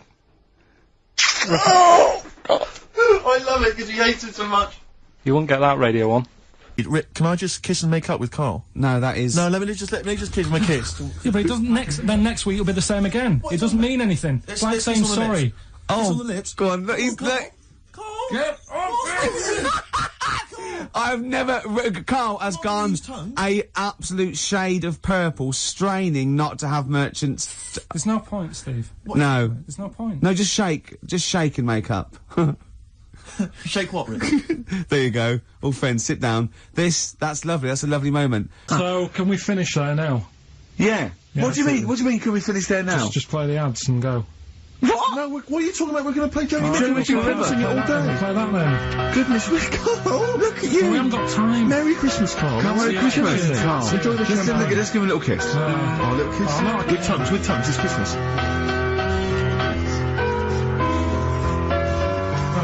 Stop messing about. Oh, yeah. Also, did you see, Liquid News last night? No. What is Liquid News? I don't really watch It's the thing on, Choice, right? And it's, sort of celebrity news, yeah? And, Julian Clary, was on, and, they were talking about the Sony Awards the night before, which went to, and they said, something like, a relatively unknown had won the entertainment award that we were up for, and Christian and Chris Moyles and Jonathan Ross said, beating off bigger people. Not he was beating off bigger people. They weren't suggesting he was. Was Julian Clary beating off other again? Yeah. And it said, so, the people who didn't win resorted to silliness. And it cut, right? I don't know where the camera was. It must have been miles away, because it wasn't us. Cut to me making a little hat for you out of a Budweiser box, a little dark thing, and then forcing it on your head, and you sort of struggling. Do you remember that? I do remember it. Yeah. So they're always watching. They were filming this? They were filming it, yeah. Scary. So, yeah. That's really scary, because some of the things we were doing. Because I was tying scarves around your head, wasn't I? We were touching Karl in an intimate way. We were gaying him up. To make him feel all uncomfortable and everything. Because he doesn't like that sort of thing, do you? Can't stand it. We're going to be giving you a cuddle about 5 to 3, seriously. Yeah, we are going to... On the way out. And I've got roaming hands. Yeah. Do you know them girls who came up from the radio academy and sort of said, oh, so you're Karl then? Right, yeah. A couple of fans went up to Karl. Yeah. Just on the way out, I said to him again, I said, look, I'm not gay. Because they were convinced I was. That's because if you remember a couple of weeks ago, we teased Karl that he had to go as Steve's partner, to the BAFTAs, and they really meant partners. You know, after the show, when he was walking home, he was gonna go buy his suit, I actually said, they will ask you. He went, well, what if they say, and as we walk in, Steve Merchant and his boyfriend, Karl, I went, well, they won't say that as you walk in, they might overdub it on the television, so, he was going, well, what about my mates in Manchester? And he said, I'm not going. The risk of someone in Manchester thinking that he was going out with you, mind you, it was probably going, wow, if he was gonna see where you're going if you were gonna be gay, you wouldn't choose Steve, would you? No. Who would you choose if you were gay? If you could go out with any bloke, who would it be? That's a good one. Yeah. That's a good one. He's thought about it before. Go on. No, of course not. No, who would it be? Who, if, you know, if you were gay, what bloke would you go out with? God, probably, Jonathan Ross is alright. You gay! You fancy Jonathan Ross, you Bender! Oh, Bender! Rossi! Bender. Oh, you've got his number, haven't you? We should get contact. I love you, Jonathan, you! You know, you just mentioned there about sort of no knickers and that. Is this going to be your Auntie Nora? No. Right. It's just, you know, like the last flat that I lived in, I always had a good view across the road and I could see, it was the hairy... There was the hairy Chinese kid. Not hairy Chinese kid, he was just a Chinese kid, actually. Yeah. Running Because about. that's rare, isn't it? Hairy Chinese kids are very rare, isn't it? Yeah. There's only one official sighting, isn't there? In one of those shit little magazines that you buy. Yeah, he was running around in his underpants. Sorry, you just swore ironically. I mean, I imagine if there's any newspapers listening, you did that because you're sort of jokey and... Yeah, go on, let's not swear. And there was the old woman who didn't move, she was just sat there reading the book all the time. time. Who we think possibly died and no one came round for weeks, But, and now I've moved, right? And it was quiet for a bit. I always look at what view I'm getting, right? Looks across and it was just sort of empty, sort of flats ready for people to move in and that, right? Anyway, people are in there now, right? And they've put all the furniture in, but I haven't put any curtains up. Oh. Right. So anyway, I'm sort of washing up, just having a look out the window. Yeah. Right. Girl sort of, wandering about, you know, knickers on. Right. With no knickers on? You mean naked? No knickers. Well, she had a bra on. Right, okay. But, she was probably looking for a knicker. So, I thought, oh. And I don't know how long I was looking. No. Right. But anyway, she looks across. Oh, God. I think she spotted me. Yeah. I think, oh, God. I felt really bad. Yeah.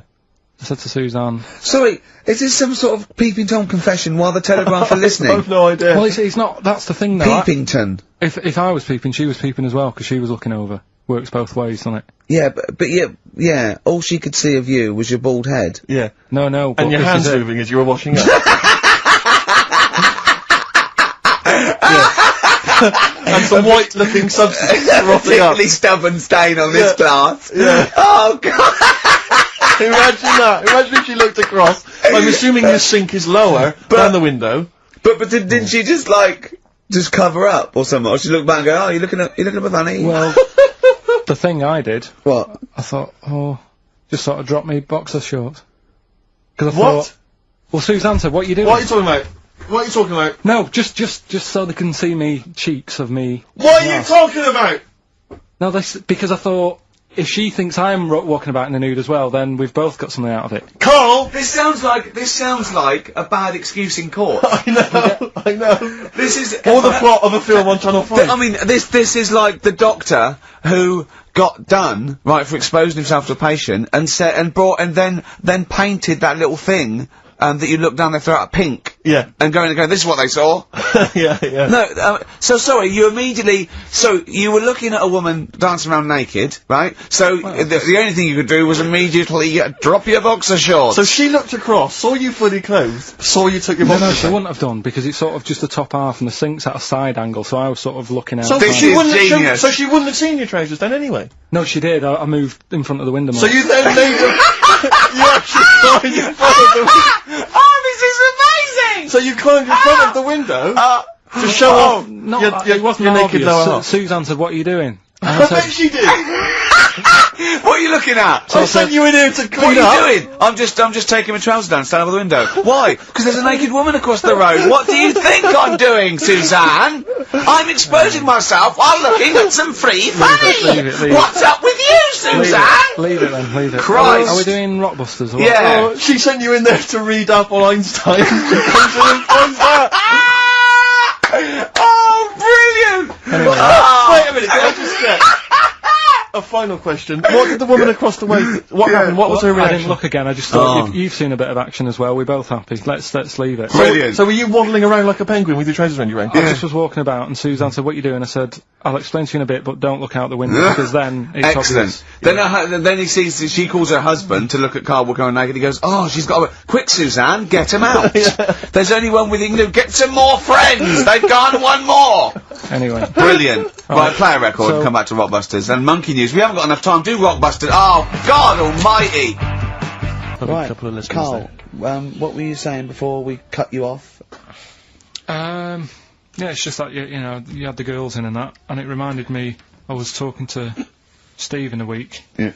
I think it's, when people were talking about going to string fellas and that. Yeah. I was talking about seeing naked people. No, yes, I asked him, I said when he used to watch, say he accidentally flipped onto BBC Two and some ballet was on, Would his eye ever been drawn to maybe the gentleman's lower regions rather than the ladies? The gentleman's package. Yeah. Would your eyes ever be accidentally drawn to that, and you couldn't resist it? And you said yes. Yeah, because right. Oh, I don't dear. think I'm.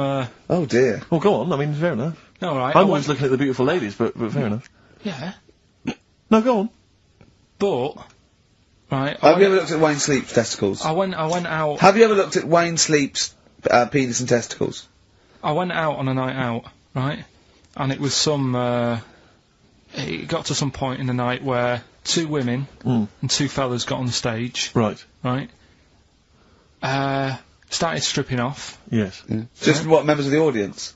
No, I think they were, like, part of the act. Right? Right. And, what was it, panto?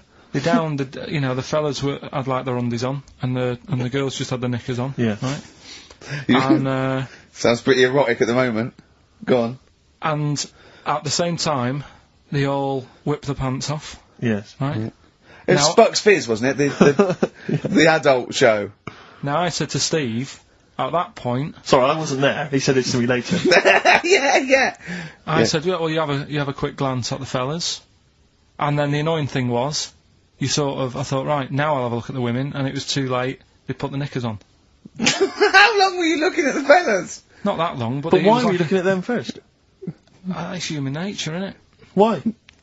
I don't know, but I'm sure you would have done the same thing. You just sort of think, well, how are they shaping up? So it's a comparative test. So who had the biggest knob? Which one of the blokes had the biggest knob?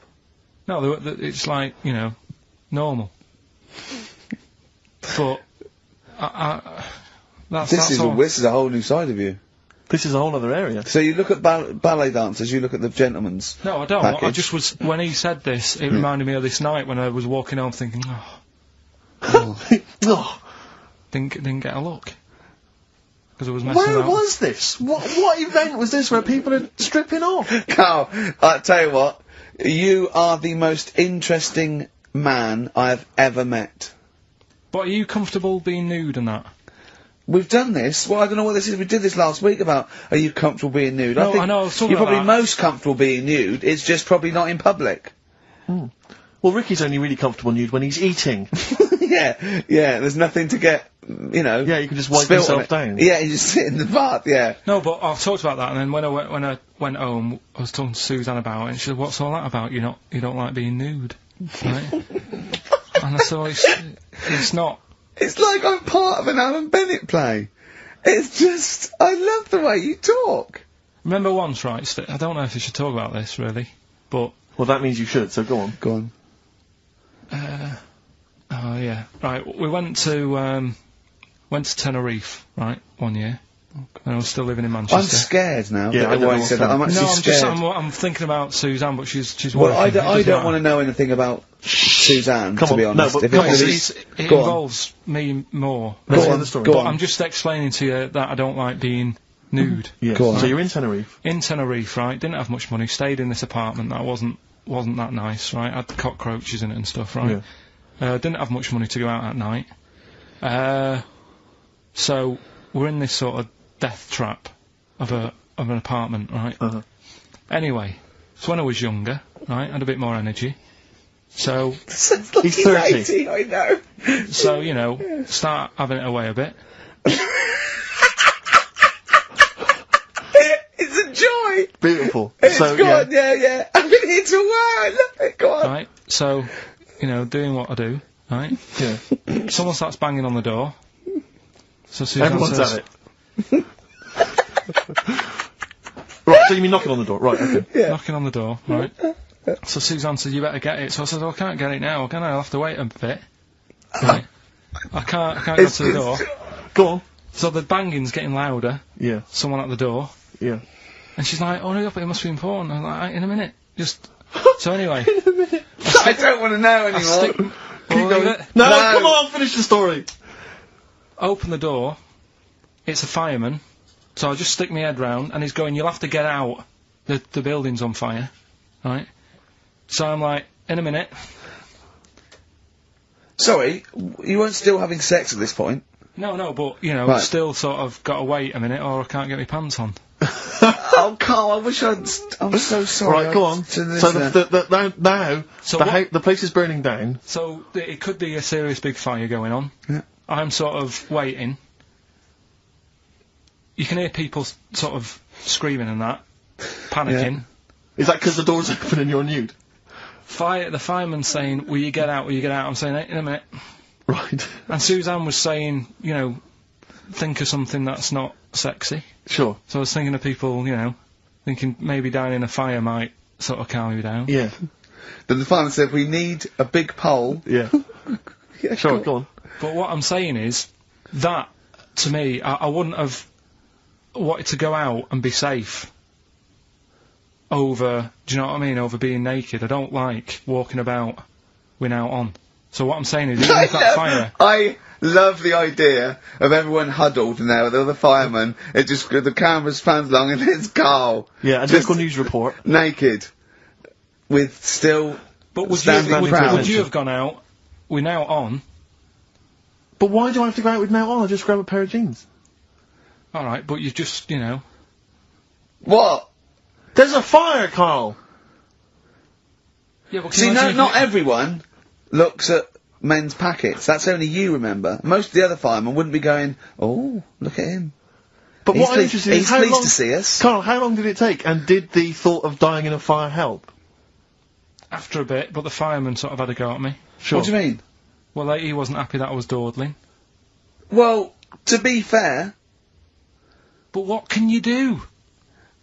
Answers on a postcard. To the usual address, XFM, care of Leicester Square. Well, let's just get these right. No, let's play a record, let's have Rockbusters and Monkey News. We don't have time for Monkey News. We'll squeeze them in. Wow.